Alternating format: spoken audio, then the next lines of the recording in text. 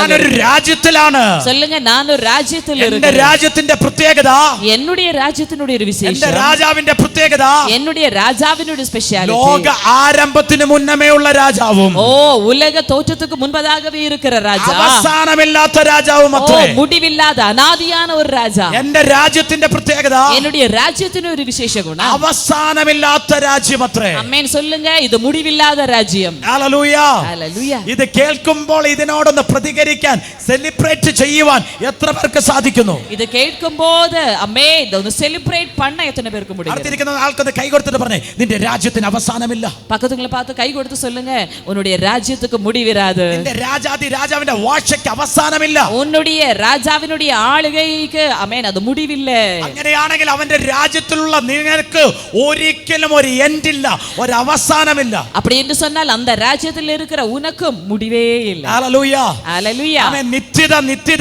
നിത്യതയോളം ഉള്ളവരാ ഈ ഹോളിനകത്ത് ഇരിക്കുന്നത്. ഓ നിത്യ കാലமாக இருக்கிறவர்கள் தான் இந்த ஹாலுக்குள்ள ഈ இருக்கிறவர்கள். ലോകത്തിലെ അല്പം കൊണ്ട് മാത്രം തൃപ്തിപ്പെടാതെ നിത്യതയോളം ഞാൻ ഉണ്ടാകുമെന്ന് ഉറപ്പുള്ളവർ മാത്രം ഒന്ന് സെലിബ്രേറ്റ് ஓ ചെയ്താട്ടെ. இந்த உலகத்தில் இருக்கிற கொஞ்சத்துல திருப்திப்படாமல் நித்திய காலமாக நான் நிலை நிற்கிறபடியாக என்னை தெரிந்து கொண்டார் என்று அறிகிறவர்கள் மட்டும் கர்த்தருடைய நாமத்தை துதிங்க. ഹല്ലേലൂയ. അതുകൊണ്ട് കർത്താവ് ഈ വേർഡ് കഴിഞ്ഞ ദിവസം ഒന്നും കൂടെ സംസാരിച്ചു. அதனால் கடந்த நாட்கள் இந்த வார்த்தையை ഒരു വിസി കൂടെ കർത്തർ നിങ്ങളുടെ பேசினார். കരത്താൽ ഭൂതങ്ങൾ ആമേൻ പുറത്തു പോകുന്നതിലല്ല നിങ്ങൾ സന്തോഷിക്കേണ്ടത്, സ്വർഗ്ഗത്തിൽ നിങ്ങളുടെ പേര് എഴുതി ചേർക്കപ്പെട്ടതിൽ നിങ്ങൾ സന്തോഷിപ്പീൻ. உங்களுடைய கரத்தினால் அசுத்த ஆவிகள் வெளியேறுவதிலே அல்ல நீங்கள் மனமகிழ்ச்சியாக இருக்க வேண்டியது, உங்களுடைய பெயர்கள் பரலோகத்தில் ஜீவ புத்தகத்தில் எழுதப்பட்டிருக்கிறதுனாலேயே நீங்கள் സന്തോഷിத்துக் കൊള്ളുക. ഹല്ലേലൂയ.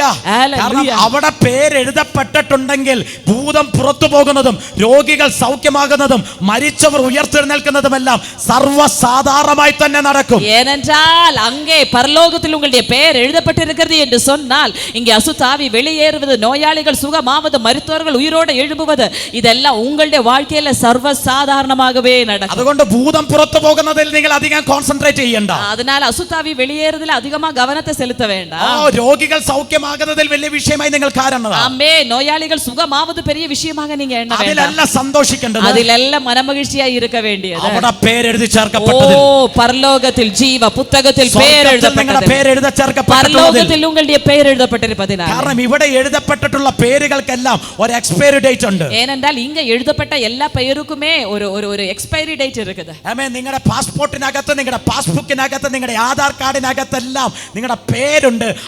അതിന്റെ എക്സ്പയറി ഡേറ്റ് നിങ്ങളുടെ മരണം വരെയുള്ളൂ. മരണം കൊണ്ട് അത് തീരും. ஆமென். உங்களுடைய ஆதார் கார்டு, பாஸ்புக், பாஸ்போர்ட் இது எதுவாக இருந்தாலும் சரி, இதுக்கெல்லாம் ஒரு எக்ஸ்பைரி டேட் இருக்கு. எல்லாம் உங்களுடைய மரணத்தோடு முடிந்து விடும். ഹല്ലേലൂയ. ஹல்லேலூய. അതിനകത്ത് ഒരു മിസ്മാച്ച് വന്നാൽ നമ്മൾ തിരുത്താൻ എത്ര തവണ ഓടും? ஆமென். அதுல ஒரு ஒரு ஒரு கரெக்ஷன் வந்தா அதை திருத்தும்படியாக எத்தனை தடவை நம்ம ஓடுவோம்? അതിനകത്ത് ഒരു സ്പെല്ലിംഗ് മിസ്റ്റേക്ക് വന്നാൽ ആമേൻ എത്ര തവണ അത് തിരുത്താൻ വേണ്ടി നമ്മൾ പുറകെ നടക്കും? ஆமென். அதுல ஒரு ஸ்பெல்லிங் மிஸ்டேக் வந்தா அதனுடைய கஷ்டம் என்ன சொல்லி நமக்கு தெரியும். அதுக்கு நம்ம எவ்வளவு கரெக்ட் பண்ண எவ்வளவு ஓடுவோம். അത് ഈ ലോകം കൊണ്ട് തീരും. அது இந்த உலகத்தோடு முடிகிறது. എന്നാൽ നിത്യതയോളം തീരാത്തൊരിടത്ത് നിങ്ങളുടെ പേര് എഴുതി ചേർക്കപ്പെട്ടിട്ടുണ്ട്. അതിലത്രേ നിങ്ങൾ സന്തോഷിക്കേണ്ടത്. ஆனால் நித்திய காலமாகவும் இருக்கிற ஒரு இடத்தில் உங்களுடைய பெயர் எழுதப்பட்டிருக்கிறது. அதிலே எத்தனை பேருக்கு மெய்யாகவே ஒரு சந்தோஷம் இருக்கிறது. കാരണം നിങ്ങളുടെ രാജാവ് ഖേദേം ആണ്, നിങ്ങളുടെ രാജാവ് ഒലാമാണ്. ஏனென்றால் உங்களுடைய ராஜா அவர் நித்தியமானவர், அநாதியான தேவன். ഹല്ലേലൂയ. ഹല്ലേലൂയ. ആമേൻ. എൽ ഖേദേം, ലോക ആരംഭത്തിന് മുന്നമേ ഉള്ള പുരാതനനായ ദൈവം. ஆமென். எல் கேதேம், உலக தோற்றத்திற்கு முன்பதாகவே அநாதியாய் இருக்கிற தேவன். എൽ ഒലാം, നിത്യനായ ദൈവം, അവസാനമില്ലാത്ത ദൈവം. ஆமென். எல் ஒலாம், முடிவிராத நித்தியமான தேவன். ഹല്ലേലൂയ. ഹല്ലേലൂയ. ആമേൻ. ഇന്ന് പറഞ്ഞേ, അവർ മെലേക്ക്, എന്റെ മെലേക്ക് അത് ഒലാമാണ്. മെലേക്ക് ഒലാം, നിത്യനായ രാജാവ്. ஆமென். ஹல்லேலூயா. சொல்லுங்க, என்னுடைய கர்த்தர் மெலேக் ஒலாம், அவர் நித்தியமான தேவன். ഹല്ലേലൂയ. ஹல்லேலூயா. ആമേൻ. ஆமென். ഈ ക്രിസ്തു ഇനി നിത്യനായ ദൈവം ഇത് ഈ പ്രവചനം ആരെ നോക്കിയാ പറയുന്നത്? ബത്ലഹേമിനെ നോക്കി. அமேன். அப்ப இனி இந்த வசனம் இந்த தீர்க்கதரிசனம் யாரை பார்த்து சொல்கிறது பாருங்க, பெத்லகேமை பார்த்து சொல்கிறது. ബത്ലഹേം എഫ്രാത്തിനോടാണ് ഇത് പ്രവചിക്കുന്നത്. அமேன். எப்ராத்தாயில் இருக்கிற பெத்லகேமை பார்த்து சொல்கிறது இந்த வார்த்தை. എന്താ പ്രവചിക്കുന്നത്? മീക എന്താ പ്രവചിക്കുന്നത്?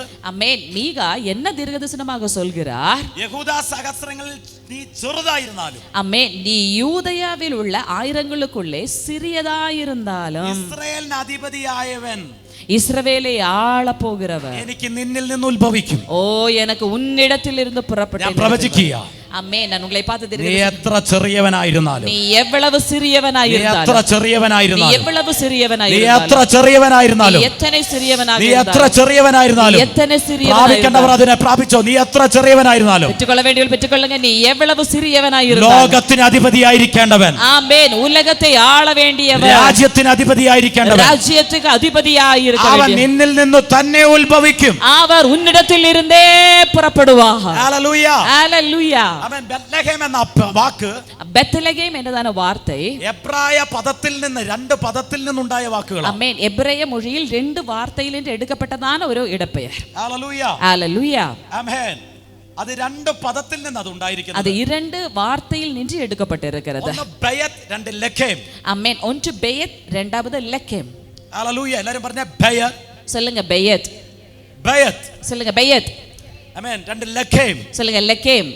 ഹല്ലേലൂയ. ഹല്ലേലൂയ. ഈ രണ്ട് പദത്തിൽ നിന്നാണ് ബത്ലഹേം എന്ന പദം ഉണ്ടായിരിക്കുന്നത്. இந்த ரெண்டு வார்த்தையில் நின்றுதான் பெத்லகேம் என்றதான பதம் வார்த்தை பேர் வந்திருக்கிறது. ആമേൻ. ബയത്ത് എന്ന പദത്തിന്റെ അർത്ഥം, பெய்த் என்ற பெயத் என்றதான வார்த்தையினுடைய എന്ന് പറഞ്ഞാൽ ഹൗസ്. ആമേൻ. பெய்த் என்று சொன்னால் வீடு. ആമേൻ. ഡോർലിംഗ് പ്ലേസ്. ആമേൻ. വാസം பண்ணுகிற ഇടം. ഷെൽട്ടർ. ആമേൻ. ഒരു വാസം பண்ணுகிற ഇടം. ആമേൻ. ആമേൻ. നമ്മൾ താമസിക്കുന്ന ഇടം നമ്മുടെ ഭവനം. തങ്കും ഇടം നമ്മുടെ വീട്. ആമേൻ.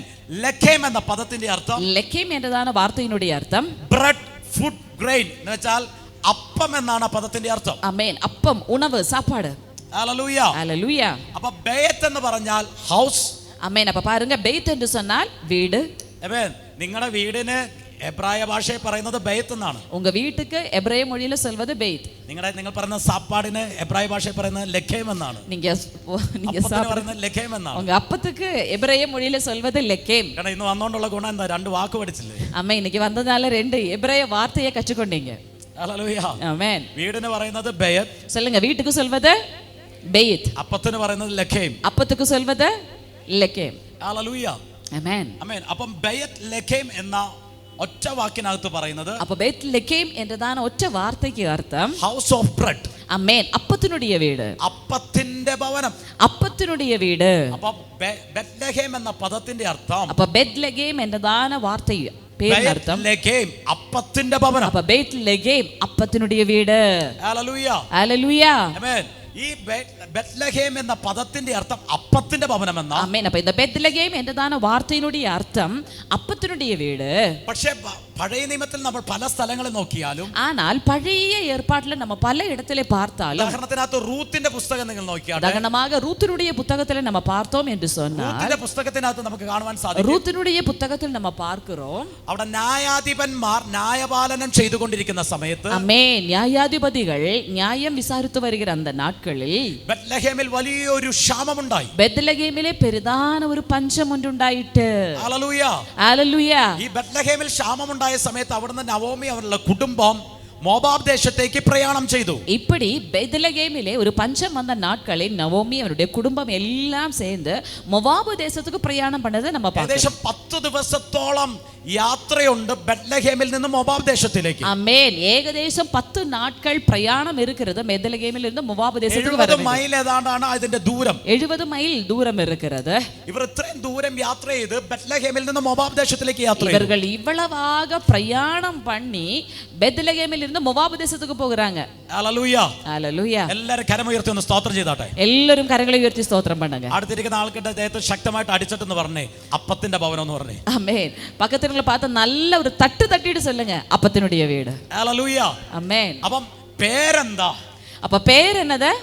അപ്പത്തിന്റെ ഭവനം. பேரு அப்பத்தினுடைய வீடு. സംഭവിച്ചിരിക്കുന്നത് എന്താ? அப்ப என்ன சம்பவித்திருக்கிறதானாங்க? ക്ഷാമം. பஞ்சம்.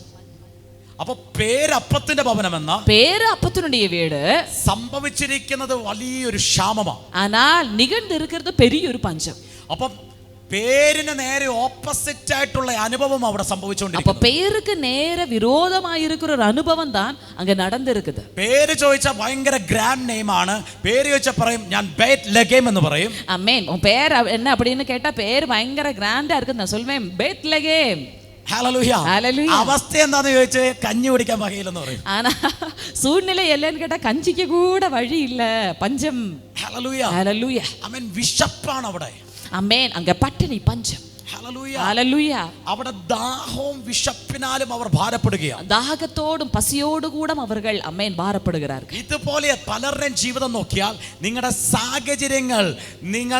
സാഹചര്യം നോക്കിയാൽ നേരെ ഓപ്പോസിറ്റാ. അമേൻ. ഹല്ലേലൂയ. ഇതുപോലെ തന്നെ നമ്മുടെ வாழ்க்கைகள் സൂழ்நிலை பார்த்தால் எல்லாம் எதிர்மாறாக இருக்கு. ഹല്ലേലൂയ. ഹല്ലേലൂയ. പേര് ചോദിച്ചാൽ എന്താ? പേര് കേട്ടാ എന്നത് വിശ്വാസി. വിശ്വാസി. സ്വഭാവോ സ്വഭാവം വിശ്വാസി. ട്രാൻസ്ലേഷൻ വേണ്ടല്ലേ? ആമേൻ. പേര് വിശ്വാസിയാ, പേര് കേട്ടാ വിശ്വാസി, പക്ഷെ സ്വഭാവം നേരെ ഓപ്പോസിറ്റാ. അമേൻ. സ്വഭാവം നേരെ വിരോധമായിരിക്കുന്നത്. ആമേൻ. പൊസിഷൻ എന്താ? പദവി എന്നത് പുത്രത്വം. അമേൻ. സൺഷിപ്പ്, ദൈവകുമാരൻ. പൊസിഷൻ നോക്കിയാൽ പുത്രത്വമാണ്. അമേൻ. പൊസിഷൻ കേട്ടാൽ, പദവി കേട്ടാൽ I am son of God, ദൈവകുമാരൻ. എന്നാൽ അവസ്ഥ നോക്കിയാൽ നേരെ ഓപ്പോസിറ്റ് ആയിട്ടുള്ള. ஆனால் சூழ்நிலை பார்த்தால் எல்லாத்துக்கும் விரோதமா இருக்கிற சூழ்நிலை. ഹല്ലേലൂയ. ഹല്ലേലൂയ. ഇതാ നമ്മുടെ അവസ്ഥയിലും ബേത്ലഹേം പോലെ അപ്പത്തിന്റെ ഭവനമെന്നാണ് പൊസിഷൻ, പക്ഷേ നേരെ ഓപ്പോസിറ്റ് ആയിട്ടുള്ള സംഭവമാണ് അമേൻ. നടക്കുന്നത്. இதுதான் பேத்லகேமிலேயும் பேரு கேட்டா அமேன் நல்ல பேர் தான், ஆனால் சூழ்நிலை பார்த்தால் நேர ஆப்போசிட்டான ஒரு சூழ்நிலை. ഹല്ലേലൂയ. ഹല്ലേലൂയ. ആമേൻ. ഈ അവസ്ഥയിൽ ബേത്ലഹേം ഇരിക്കുമ്പോഴാണ് പ്രവാചകന്മാർ പ്രവചിക്കുന്നത്, ആമേൻ, ഇസ്രായേലിന്റെ അധിപതിയായവൻ നിന്നിൽ നിന്ന് ഉത്ഭവിക്കും. ஓ, இந்த சூழ்நிலையில் இருக்கும்போதுதான் தீர்க்கதரிசி ஆனவன் இவ்விதமாக தீர்க்கதரிசனம் சொல்கிறது. ஓ அமேன், இஸ்ரவேலை அமேன் ஆள போகிறவன் உன்னிடத்தில் இருந்து புறப்பட்டு என்னிடத்தில் வருவார். ഹല്ലേലൂയ. ഹല്ലേലൂയ. അതുവരെ ബേത്ലഹേമിന് ഒരു പേരുണ്ട്, അപ്പത്തിന്റെ ഭവനമെന്ന്. അമേൻ. അതുവரைக்கும் பேத்லகேமுக்கு ஒரு பெயர் இருக்குது, അപ്പത്തിനുடைய വീട്. പക്ഷേ പലപ്പോഴും അതിനെ ആ ബ്ലെസ്സിങ്ങിനെ റിലീസ് ചെയ്യാൻ ബേത്ലഹേമിന് സാധിച്ചിട്ടില്ല. ஆனால் പല நேரத்திலும் இந்த ஆசீர்வாதத்தை கட்டவிழ்க்க பெத்லகேமுக்கு முடியவில்லை. പല രാജാക്കന്മാർ വാഴ്ച നടത്തിയ ഇടമാണ്. பல ராஜாக்கள் ஆளுகை செய்த இடம், പല പ്രവചന ശബ്ദങ്ങൾ കേട്ട ഇടമാണ്. பல தீர்க்கதரிசன சத்தங்கள் கேட்ட இடம். പക്ഷേ അപ്പോൾ പോലും ആ വാഗ്ദത്തത്തിന്റെ നിവർത്തീകരണത്തിലേക്കോ ആ ബ്ലെസ്സിങ്ങിനെ റിലീസ് ചെയ്യാനോ ആ പട്ടണത്തിന് സാധിച്ചില്ല. ஆனாலும் அந்த வாக்குத்தத்தத்தினுடைய நிறைவேறுதல், அந்த சொல்லப்பட்ட பெயருக்கான சுதந்திரத்தை மற்றவங்களுக்கு பகிரவோ பெத்லகேமுக்கு முடியவில்லை. പല രാജാക്കന്മാർ വാഴ്ച നടത്തിയിട്ടും ബേത്ലഹേം എന്നുള്ള ആ പേരിന്റെ പൂർത്തീകരണം അവിടെ സംഭവിച്ചില്ല എന്ന്. അമേൻ. ഹല്ലേലൂയ. പല രാജാക്കൾ அந்த தேசத்தில் ஆளுகை செய்தும் ஆனால் இந்த தீர்க்கதரிசனத்தினுடைய நிறைவேறுதல் இதுவரைக்கும் பெத்லகேம் தேசத்தில் நடக்கவில்லை. വാഗ്ദത്തത്തിന്റെ പൂർത്തീകരണം അവിടെ സംഭവിച്ചില്ലെന്ന്. அந்த വാക്കുത്തത്തിനുடைய நிறைவேறுதൽ இதுவரைக்கும் பெத்லகேமில் நடக்கல. അപ്പോൾ ബേത്ലഹേമിനകത്ത് ഒത്തിരി പ്രവചനങ്ങൾ കിടക്കുക. அப்ப பெத்லகேமை குறித்து ஏராளமான தீர்க்கதரிசன வார்த்தைகள் இருக்கிறது. എന്താ അതിന്റെ പേര്? അപ്പത്തിന്റെ ഭവനം. அமேன். என்ன பெயர்? அப்பத்தினுடைய வீடு. അധിപതിയായവൻ എഴുന്നേൽക്കും. அமேன். தீர்க்கதரிசனம் என்ன? அமேன். அதிபதியாயவன் எழும்புவார். പക്ഷേ പൂർത്തീകരണത്തിലേക്ക് വന്നിട്ടില്ല. ஆனால் நிறைவேறுதலுக்குள் வரவில்லை. ഇന്ന് ക്രൈസ്റ്റ് ജനറേഷനകത്ത് ഞാൻ ഒരു റിലത്തെ തുറക്കാൻ പോകുകയാണ്. അമേൻ. ഇன்றைக்கு ക്രൈസ്റ്റ് ജനറേഷനുக்குள்ள ഒരു റിലത്തെ ഓപ്പൺ பண்ண போகிறேன். ഞാൻ പറയുന്നു, ഇവിടുത്തെ പ്രസംഗിക്കുന്ന പ്രസംഗങ്ങളൊന്നും അത് വേടല്ല, അത് റിലത്തെ തുറക്കുന്നതാണ്. அமேன். நான் சொல்றேன், இங்க பேசப்படுகிற ஒவ்வொரு பிரசங்கங்களும் அது ஒரு റിലത്തെ അമേൻ உங்கள் மத்தியிலே ஓபன் பண்ணுவார். പ്രവചനത്തിന്റെ പൂർത്തീകരണങ്ങൾ ഇതിനകത്തും സംഭവിക്കാൻ പോകുകയാണ്. അമേൻ. ചില ദീർഘ ദർശനത്തിനുடைய நிறைவேறுதல் இதற்குள்ளும் நிறைவேற போகிறது. കേട്ട ചില വാഗ്ദത്തത്തിന്റെ നിവർത്തീകരണം ഇന്ന് പകൽ സംഭവിക്കുമെന്ന് ഉറപ്പുള്ളവർ മാത്രം ഒന്ന് പ്രൈസ് ചെയ്താട്ടെ. ஓ, நீ கேட்ட சில வாக்குத்தத்தங்களுடைய நிறைவேறுதல் உன்னுடைய வாழ்க்கையில் நிறைவேறும் என்று വിശ്വസിക്കുന്നവர்கள் പ്രൈസ് பண்ணிக்கொள்ளுங்க. യഹൂദ സഹസ്രങ്ങളിൽ നീ ഏറ്റവും ചെറിയവനായിരിക്കാം, നീ ഏറ്റവും ചെറിയവനായിരുന്നാലും നിന്റെ മേൽ വെളിപ്പെടുന്ന ഒരു വാഗ്ദത്തമുണ്ട്.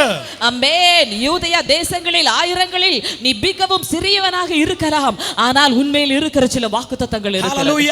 ആമേൻ.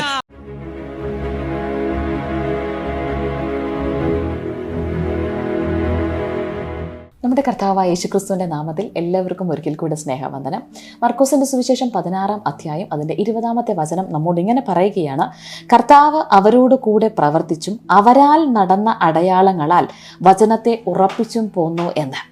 ഇന്ന് ഈ അത്ഭുത സാക്ഷ്യം കേൾക്കുന്ന ദൈവമക്കൾ ആമേൻ എത്ര പേർ ഉറച്ചു വിശ്വസിക്കുന്നുണ്ട് ഇന്നും നമ്മുടെ കർത്താവായ യേശുക്രിസ്തു ജീവിക്കുന്ന ദൈവമാകുന്നത് കൊണ്ട് അത്ഭുതങ്ങളാലും അടയാളങ്ങളാലും വചനത്തെ ഉറപ്പിക്കുന്ന കർത്താവാണെന്ന്. അങ്ങനെ ഇന്നൊരു അത്ഭുത സാക്ഷ്യം ആശാദേവിയൊക്കെയുടെ അത്ഭുത സാക്ഷ്യം നമ്മളിന്ന് കേൾക്കാൻ പോവുകയാണ്. அக்கா சொல்லுங்க, கர்த்தர் உங்களோட வாழ்க்கையில என்ன பெரிய அற்புதத்தை செய்தார்? கர்த்தருக்கு சூத்திரம். எனக்கு திடீர்னு ஒரு தலை சுத்து இருந்துச்சு, ஒரு வாந்தி வந்துச்சு. அப்போ என்ன செய்யறதுன்னு எனக்கு தெரியாமல் வீட்டில் யாருமே இல்லை. എത്ര നാൾ அப்படி உங்களுக்கு 6 നാൾ இருந்துச்சு വീട്ടിലേயே. ഓക്കെ. അക്ക പറയുന്നത് 6 ദിവസമായിട്ട് നിരന്തരമായിട്ട് അക്കയ്ക്ക് ഛർദിലും ശാരീരികമായ ബുദ്ധിമുട്ടും എല്ലാം അനുഭവിച്ചുകൊണ്ടിരിക്കുകയായിരുന്നു. അப்புறம் അക്ക எனக்கு எந்திரிச்சு நடக்க முடியாது, ஊந்து தான் போவேன். அப்போ 6வது நாள் அம்மாவை கூப்பிட்டு அப்போ அம்மா ஜெபிச்சிச்சு. எங்களுக்கு ஜெபிக்கும்போது ஒரு கிளாஸ் தண்ணி நான் குடிக்கும்போது வாந்தி இல்லை எனக்கு. மறுநாள் தேனிக்கு மீட்டிங் போகணும்னா அண்ணன் ட்ரெஸ் எல்லாம் எடுத்து அயன் பண்ணி வச்சுட்டு போகணுங்கும்போது எனக்கு ஒன்றும் முடியல. அப்போ அண்ணன் என்னை தூக்கி கொண்டு போச்சு. அந்த நைட்டு ஒரு நாள் என்னச்சு போகிறதுக்கு முதல் நாள் 12 மணிக்கு நைட்டு எனக்கு வாந்தி பண்ண ஊந்து தான் போவேன். அண்ணன் பின்னாலே வரும். அப்போ போய் நம்ம வாந்தி பண்ணிகிட்டு இருக்கும்போது அண்ணன் நின்றுக்கிட்டு இருந்தது திடீர்னு கீழே விழுந்தாச்சு 12 மணிக்கு. அப்போ என்ன செய்ய அப்படின்னு எனக்கு தெரியல. அப்போ நான் ஒரே வார்த்தை சொன்னேன், ஆண்டவரே எனக்கு எந்திக்க முடியாது, தூக்க முடியாது அப்படின்னு சொன்னேன். அப்போ அண்ணன் எந்திச்சு முழிச்சு பார்த்தாரு. அப்போ நான் ஆண்டவரை ரொம்ப நினச்சேன். மறுநாள் என்னை ஆஸ்பத்திரி ட்ரீட் பண்ணாங்க. அப்போ எல்லாரும் சொன்னாங்க, உனவைய நம்ப முடியாது, எல்லாம் இறந்து உயிர் வந்துட்டாங்க. നോക്കണം, ഈ സിസ്റ്റർ പറയുന്ന സാക്ഷ്യം ഇതാണ്. അക്കയ്ക്ക് നിരന്തരമായിട്ട് ഇങ്ങനെ വോമിറ്റിങ് കൂടി നടക്കാൻ പോലും കഴിയാത്ത വിധത്തിൽ നിലത്ത് ഇഴഞ്ഞ് പോയാണ് വോമിറ്റിങ് ചെയ്തുകൊണ്ടിരുന്നത്. അതുപോലെ 6 ദിവസം നിരന്തരമായിട്ട് വോമിറ്റിങ് ചെയ്തുകൊണ്ടിരിക്കുകയാണ്. ഇതിനിടയ്ക്ക് ഒന്ന് വീട്ടിലേക്ക് വിളിച്ച് പ്രാർത്ഥിച്ചു, വെള്ളം കൊടുത്തു എന്നൊക്കെ പറയുന്നുണ്ട്. എന്നാൽ നോക്കണം പ്രിയ മക്കളെ, ഒരു ദിവസം രാത്രി 12 മണി ആയപ്പോൾ സഹിക്കാൻ വയ്യാത്ത വോമിറ്റിങ്ങും ബുദ്ധിമുട്ടും എല്ലാം കാരണം നിൽക്കാൻ പോലും കഴിയാത്ത അവസ്ഥയിൽ പൊക്കിയെടുത്തുകൊണ്ടാണ് ഹോസ്പിറ്റലിലേക്ക് കൊണ്ടുപോകുന്നത്. എന്നാൽ കണ്ടു നിൽക്കുന്നവർ പറയുകയാണ്, ഇനി ജീവിക്കുമോ എന്നറിയത്തില്ല എന്ന് പോലും പറയത്തക്ക രീതിയിൽ അത്രയ്ക്ക് വയ്യാത്തൊരു സാഹചര്യത്തിലേക്ക് ഒക്കെ കടന്നുപോയി. എന്നാൽ ഹോസ്പിറ്റലിൽ என்ன நடந்ததக்கா? ஹாஸ்பிட்டல் போனோடனே எனக்கு சேர் கொண்டு என்னையை தூக்கிட்டு போனாங்க. போய் என்னென்ன பார்க்கணுமோ எல்லாம் பார்த்தாங்க. பார்த்துட்டு என்னை ஐசியூவில் கொண்டு போய் 10 பாட்டில் குளுக்கோஸ் ஏற்றுனாங்க. பின்ன ஊசி எப்படி போனோம் போட்டுட்டு போட இடமில்லன்னு வயிற்றில் கூட ஊசியெல்லாம் போட்டாங்க. அப்போ டாக்டர் மறுநாள் சொன்னார், எந்திரிச்சு நடந்துருங்கம்மா அப்படின்னாங்க. இப்போ எனக்கு எந்திக்க முடியாதுன்னு டாக்டர் பிடிச்சி என்னை இறக்கி விட்டோடனே எனக்கு நிற்க முடியல. அப்போ அந்த டாக்டர் மறுபடி சிஸ்டரை கூப்பிட்டு சேர் எடுத்து போடுங்க அப்படின்னு அவரை என்னை கட்டில் தூக்கி கூப்பிட்டு போயிடுச்சு. மறுநாள் நான் வரும்போது நீ நடக்கணும். அப்போ நான் ஜெயிச்சுக்கிட்டே இருந்தேன். அப்போ அந்த தைரியத்தில் மறுநாள் எனக்கு அப்போவுமே ஏதோ ஒன்று செஞ்சிச்சு. காலையில் எந்திரிச்சு நடந்துடலாம்ட்டு நானே டாக்டர் வந்தோன்னே எழுந்திரிச்சு நின்று பார்த்தேன். இறங்கி டாக்டர் இறங்க வேண்டாம்னா நான் இறங்கி நின்னேன். ஆனால் எனக்கு நிற்க முடியல. டாக்டரே பிடிச்சாரு. நான் வீட்டுக்கு போகணும் அப்படிங்கிற ஒரு தைரியத்தில் நான் இறங்கினேன். அப்போ ஆண்டவரை நான் நினச்சேன், எனக்கு இப்படியெல்லாம் இருக்குது, நான் வீட்டுக்கு போவேன்னா போக மாட்டாங்க அப்படிங்கிற ஒரு உறுதி எனக்கே இல்லை. அப்படியெல்லாம் இருந்தேன். ഒക്കെ പറയുന്നത് അടുത്ത ദിവസം ഹോസ്പിറ്റലിൽ ഇരിക്കുമ്പോഴും ഒന്ന് ഇറങ്ങി നിൽക്കുവാൻ പോലും കഴിയാത്ത വിധത്തിൽ ശരീരത്തിനകത്ത് ബലഹീനതയാണ്. ഡോക്ടർ ഒന്ന് പിടിച്ചിറക്കാൻ നോക്കി, പക്ഷെ അപ്പോൾ പോലും നിൽക്കാൻ കഴിയാത്തതുപോലെ തളർച്ചയും ക്ഷീണവും ഒക്കെയായിരുന്നു. എന്നാൽ അടുത്ത ദിവസങ്ങളിൽ ഞങ്ങളെ സംബന്ധിച്ച് അവിടുന്ന് പ്രാർത്ഥിക്കുവാനായിട്ട് കർത്താവ് സഹായിച്ചു. എന്നാൽ പ്രാർത്ഥിച്ചു കഴിഞ്ഞപ്പോൾ എന്തോ ഒരു ധൈര്യം ശരീരത്തിനകത്ത് വരുന്നത് പോലെയൊക്കെ ഫീൽ ചെയ്തു. അതുക്കപ്പുറം ഉങ്ങളാൽ നടക്ക മുടിഞ്ഞതാ. அதுக்கப்புறம் நான் தைரியத்தோடு ஆண்டவர்கிட்ட ஜெபம் பண்ணிக்கிட்டே நடந்தேன். அந்த கட்டிலும் இந்த கட்டிலும் பிடிச்சு நடந்தேன். மறுபடியும் நான் வீட்டுக்கு போகிறோம் நானே டாக்டர்கிட்ட கேட்டேன். டாக்டர் சரி போங்க அப்படின்னு எனக்கு 10 நாள் லீவு கொடுத்து பேர் போட்டு வீட்டுக்கு அனுப்பிட்டு ஒரு சப்போர்ட்டில் தான் நீங்கள் நடக்கணும் அப்படின்னாங்க. அப்போ வீட்டில் எனக்கு அண்ணன் கம்பியெல்லாம் கட்டி கொடுத்து, அண்ணன் வேலைக்கு போகுதுனால யாரும் வீட்டில் இல்லை, கம்பியெல்லாம் கட்டி கொடுத்து நடந்தேன்.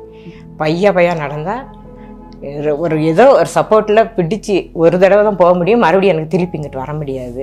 அப்படி சமயத்தில் அண்ணன் என்னை காலையில் கொண்டு போய் தீயை போட்டு சூட்டுக்கு உட்கார வச்சுட்டு அண்ணன் மூணார் எங்கேயும் போயிட்டு யாரும் கூப்பிட்டாங்கன்னு போயிட்டு வரது வரைக்கும் அங்கே தான் இருப்பேன். மறுபடியும் எனக்கு எழுந்து போக முடியாது. அண்ணன் மறுபடியும் கூட்டிகிட்டு போய் தான் என்னை கட்டில் போய் விடணும். அப்போ ஃபாஸ்டர் நீங்கள் எல்லோரும் என்னை ஜெபிக்க வந்தீங்க. அப்போ எனக்கு 10 அடிக்கு அங்கிட்டு வார ஆள் யாருன்னு தெரியாது. എന്നാൽ വീട്ടിൽ വന്നിട്ടും നടക്കാൻ കഴിയാത്തൊരു സാഹചര്യത്തിൽ വീടിനകത്തൊന്ന് പിടിച്ച് നടക്കുവാനായിട്ട് കമ്പിയൊക്കെ വെച്ച് ഒരു സപ്പോർട്ടിന് വേണ്ടിയിട്ടെന്ന് വെച്ചാൽ ബെഡ്റൂമിൽ നിന്നും ടോയ്ലറ്റിലേക്കോ അല്ലെങ്കിൽ കിച്ചണിലേക്കോ ഒക്കെ പോകുവാൻ കമ്പി കെട്ടി അതിൻ്റെ സഹായത്തോടെയാണ് ഒക്കെ പിടിച്ച് നടന്നുകൊണ്ടിരുന്നതെന്നാണ് പറയുന്നത്. എന്നാൽ അടുത്ത ദിവസം ഞങ്ങൾ അദൃശ്യമായിട്ട് ഒന്നുകൂടെ കണ്ട് പ്രാർത്ഥിക്കാനായിട്ട് ചെല്ലുമ്പോൾ ഞങ്ങൾ കാണുന്ന കാഴ്ച ഇതാണ്. കമ്പിയിൽ പിടിച്ച് മാത്രം നടക്കാൻ കഴിയുന്ന ഒരവസ്ഥ. അപ്പോൾ என்ன நடந்துச்சு? பத்தடியில் யார் வந்தாலும் கூட எனக்கு தெரியாது. ஆனால் வார அந்த கலருக்கு மாத்திரம் தெரியும் எனக்கு. ஆனால் நீங்கள் வந்தபோது கூட நான் பார்த்துக்கிட்டே இருக்கேன், கலராக வராங்க. ஆனால் யார் வராங்கன்னு எனக்கு தெரியல. பக்கத்தில் வந்தும் கூட உங்களை நான் தெரியல. ஆனால் நீங்கள் வந்து பேச்சு கொடுத்த உங்கள் குரலை பார்த்து தான் நான் இது பாஸ்டர் വന്നിരിക്കാറാന്ന് ഞാൻ കേട്ടേ. നോക്കണം പ്രിയ ദൈവമക്കളെ, ആ സമയത്ത് ഇത്രയധികം ശാരീരിക ബുദ്ധിമുട്ടാണ്. അക്കയ്ക്ക് ദൂരത്തുനിന്ന് വരുമ്പോൾ ആരാണെന്ന് ആളുകളെ ഐഡൻറ്റിഫൈ പോലും ചെയ്യാൻ കഴിയാത്തത്ര ബുദ്ധിമുട്ട്. കളറുകൾ മാത്രം തിരിച്ചറിയാൻ കഴിയും. ഞങ്ങൾ അടുത്ത് ചെല്ലുമ്പോൾ പോലും ഞങ്ങൾ ആരാണെന്ന് മനസ്സിലാകുന്നില്ല. അതുമാത്രമല്ല, ശബ്ദം കൊണ്ടാണ് പാസ്റ്റാണ് വന്നിരിക്കുന്നതെന്ന് ഐഡൻറ്റിഫൈ ചെയ്യാൻ കഴിയത്തുള്ളൂ. അത്രയും ഒരു ഏറ്റവും മോശമായൊരു സാഹചര്യത്തിലാണ് ഞങ്ങളൊക്കെ കാണുന്നത് ആ സമയത്ത്. അപ്പോൾ எல்லாரும் வந்து ஜெயிச்சிங்க. இப்போ மறுநாள் நான் சொன்னேன், எனக்கு இப்போ நல்லா இருக்குது, நான் எந்திரிச்சு நானாக நடந்துருவேன் அப்படின்னு. அப்போ அண்ணன் சொன்னார், சரி முடிஞ்சா நீ நடந்து வரு அப்படின்னு. இப்போ பையா எனக்கு நீங்கள் வந்து ஜெயிச்சு போன பிறகே நான் சிவரை பிடிச்சி நான் நடக்க தொடங்கிட்டு அப்போ என்னைய சொன்னாங்க 5 மாதம் ஆகும் சர்ச்சுக்கு வர அப்படின்னு. எனக்கு ஒரு ஆர்வம், நான் போகணும் சர்ச்சுக்கு, நீ எப்படி தூக்கினாலும் போங்க அப்படிங்கிற நிலைமையில் நான் சொல்லிக்கிட்டு இருந்தேன். ஆனாலும் எனக்கு வந்து ஜெபிக்கிறவங்க உங்கள் ஜெபத்தை ஆண்டவர் கேட்டார். என்னை வந்து பார்க்க வந்த மக்களும் கேட்டு வந்தாங்க. எல்லாரும் எப்படி இருக்காங்க வந்து பார்த்துட்டு போனவங்கலாம் இது நம்ப முடியாது அப்படின்னு எஸ்டேட் ஆளுகளும் சொல்லியாச்சு. சர்ச்சிலேருந்து என்னை தெரிஞ்சவங்க வந்து பார்த்தாங்க. அண்ணன் வந்து யார்ட்டையுமே சுகமில்லை அப்படின்னு சொல்லலை, ஆதிபத்துக்கு தெரியாது. எனக்காக எல்லாரும் ஜெபிச்சாங்க. அதை ஆண்டவர் சத்தத்தை கேட்டார், எனக்கு ஜீவனை கொடுத்துருக்காரு. ஆனால் 2 மாதமாக அண்ணன் தான் எனக்கு தலை கூட வாரி விடணும். எனக்கு ஒன்றும் செய்ய முடியாது. அண்ணன் தான் 2 நேரம் சமையலை கொடுப்பாரு. ஒரு நேரம் வந்து அண்ணனோட தங்கச்சி மகன் வந்து எனக்கு சாப்பாடு கொடுத்து அப்படித்தான் நான் இருந்தேன். வீட்டில் ஆளே இல்லாமல் ஆண்டவரோடு தான் நான் பேசிக்கிட்டு இருந்தேன். அப்படி நெருங்கினேன் நான் கொஞ்ச நாள். இப்போ வேற நான் ஆண்டவரோட ரொம்ப நெருங்கிக்கிட்டே தான் இருக்கேன். அதுக்கப்புறம் பரிபூர்ணமான ஒரு சுகத்துக்குள்ள ஆண்டவர்களை கொண்டு வந்து ஆண்டவர் என்னை நல்ல ஒரு நடமாட்டத்துக்கு 2 மாதம் கழிஞ்ச உடனே நான் சர்ச்சுக்கு வந்துட்டேன். 5 மாதம் ஆனாலும் வர முடியாது அப்படிங்கிற இருந்தேன். ஆனால் உங்கள் ஜெபத்தில் இனி ஆண்டவர் வந்து சர்ச்சுக்கு வந்து ஸ்டெப் ஏறி யாரும் என்னை പിടിக்க വേണ്ടാമെന്ന് 2 മാസത്തിൽ എന്നെ മേലെ വന്നിട്ട്. ഹല്ലേലൂയ. പ്രിയ ദൈവമക്കളെ, അന്ന് പ്രാർത്ഥിച്ചു. അതിന് ശേഷം ജീവിതത്തിൽ മാറ്റങ്ങളും ശരീരത്തിൽ മാറ്റങ്ങൾ സംഭവിക്കുവാനായിട്ട് ആരംഭിച്ചു. ഒക്കെ പറഞ്ഞ 5 മാസത്തിന് ശേഷമേ ഇനി വീണ്ടും എന്തെങ്കിലും ജോലി ചെയ്യുവാനോ അല്ലെങ്കിൽ ഒന്ന് നടന്ന സ്റ്റെപ്പ് കയറുവാനൊക്കെയുള്ളൂ സാധിക്കത്തുള്ളൂ എന്ന് പറഞ്ഞെടുത്ത് 2 മാസത്തിനുള്ളിൽ തന്നെ ഒരു പരിപൂർണമായ സൗഖ്യത്തിലേക്ക് വരുവാൻ, തന്നെത്താൻ നടന്ന ആരുടെയും സഹായമില്ലാതെ ചർച്ചിലേക്ക് വരുവാനൊക്കെ കർത്താവ് സഹായിച്ചു. ഒരു പരിപൂർണ്ണ സൗഖ്യം. ഇപ്പം നിങ്ങൾ നമ്മുടെ ശരീരത്തിൽ പരിപൂർണமான சரீரம் நல்ல ஒரு பலத்தை கொடுத்துருக்காரு. எனக்கு நடக்கிறதுக்கு நல்ல ஒரு ஆரோக்கியத்தை கொடுத்துருக்காரு. நான் ஆண்டவரை நேசிக்கிறதுக்கு எனக்கு நல்ல ஒரு தைரியம், நல்ல ஒரு பலத்தை கொடுத்துருக்காரு. அதனால் இப்போ எனக்கு வேலை செய்யறதுக்குலாம் நல்ல தைரியம் இருக்குது. வெயிட்டெல்லாம் எனக்கு முதல்ல தூக்க முடியாது, குனிய முடியாது, கை மேலே தூக்க முடியாது. சர்ச்சிட்ட வந்து பாஸ்டர் ப்ரேயர் பண்ணும்போது கை தூக்கும்போது கை தூக்குனேன், நல்லா கை தூக்கிட்டேன். இப்போ எனக்கு அதெல்லாம் നല്ല ആരോഗ്യமாக தான் இருக்குது, ഒരു പ്രശ്നവും ഇല്ല. ഇന്ന് പരിപൂർണ്ണ ആരോഗ്യവതിയായിട്ട് ഒക്കെ കർത്താവ് സൗഖ്യമാക്കി. ഈ യേശു നിങ്ങളുടെ ജീവിതത്തിലകത്തും നിങ്ങളുടെ ഏത് ബലഹീനതയും നിങ്ങളെയും സൗഖ്യമാക്കും. നിങ്ങളുടെ ജീവിതത്തിലും അത്ഭുതങ്ങളും അടയാളങ്ങളും ചെയ്യുവാൻ ഈ യേശു ശക്തനാ. இந்த சாட்சியத்தை கேட்குற ஒவ்வொரு நபர்கிட்ட நீங்கள் என்ன சொல்ல விரும்புகிறீங்க? நான் என்ன சொல்லுவேன்னா, ஆண்டவரை தெரியாதவங்க எல்லாரும் இன்னும் தெரிஞ்சுக்கிறணும். நான் அவ்வளோ ஒரு சுகத்தில் நான் ஆகிட்டேன். எனக்கு நல்ல ஒரு பலத்தில் என்னை ஆரோக்கியமாக வச்சுருக்காரு ஆண்டவர். அதற்காக ஆண்டவருக்கு நான் நன்றி சொல்லுதேன். அதே போல் இருக்கிற தெரியாத மக்கள்லாம் இன்னும் தெரியட்டும்.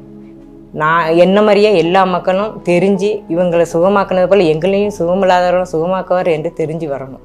ആമേൻ. ഒക്കെ പറഞ്ഞത് ഇതാണ്. ഇതുപോലെ യേശുവിനെ അറിയാത്ത ഒത്തിരി പേര്, യേശു സൗഖ്യദായകനാണ്, യേശുവിനെ വിടുവിക്കാൻ കഴിയും എന്നറിയാത്ത ഒത്തിരി ജനങ്ങൾ ഇവർ നിശ്ചയമായും യേശുക്രിസ്തുവിനെ അറിയണം. യേശുക്രിസ്തുവിൻ്റെ വിടുതൽ അവരുടെ ജീവിതത്തിലും അനുഭവിക്കണമെന്ന്. പ്രിയ ദൈവമക്കളെ, നിങ്ങൾ എത്ര പേർ ഈ യേശുക്രിസ്തുവിന് നിങ്ങളുടെ ജീവിതത്തിലും അത്ഭുതം ചെയ്യാൻ കഴിയുമെന്ന് വിശ്വസിക്കുന്നു? ഈ സാക്ഷ്യത്തിലൂടെ നിങ്ങളുടെ ജീവിതത്തിൽ യേശു അത്ഭുതം ചെയ്യുവാൻ നിങ്ങൾ ഇത്രമാത്രം ചെയ്താൽ മതി. യേശുക്രിസ്തുവിൽ വിശ്വസിക്കുക. നിശ്ചയമായും നിങ്ങൾ മറ്റൊരു സാക്ഷിയായിട്ട് മാറും. God bless you.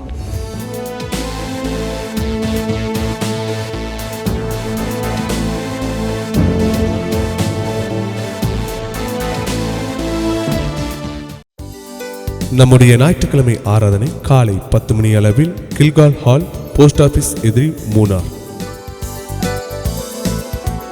நம்முடைய ஜூம் மீட்டிங் எல்லா ஞாயிற்றுக்கிழமைகளில் காலை 7:30 மணி அளவிலும் எல்லா வெள்ளிக்கிழமைகளும் மாலை 6:30 மணி அளவிலும் நடைபெறும். கர்த்தர் செய்த அற்புத சாட்சிகளும் ஆசீர்வதிக்கப்பட்ட வார்த்தைகளும் உங்களுக்கு கிடைக்க கிரைஸ்ட் ஜெனரேஷன் மினிஸ்ட்ரீஸ் என்ற எங்களுடைய யூடியூப் சேனல் சப்ஸ்கிரைப் செய்யவும். வாட்ஸ்அப் மூலியமாக எங்களை தொடர்பு கொள்ள வேண்டிய தொலைபேசி எண் 9447775093. ஜெப உதவிக்காக எங்களை தொடர்பு கொள்ள வேண்டிய தொலைபேசி எண் 9447775093. Brother Tony Francis, sister Jinu Tony இவர்களுடைய அப்கமிங் மீட்டிங்ஸ் இவைகளை குறித்து அறியவும் மீட்டிங்ஸ் நடத்துவதற்கும் 9447442660 என்ற எண்ணிற்கோ அல்லது 9447775093 என்ற எண்ணிற்கோ அழைக்கவும்.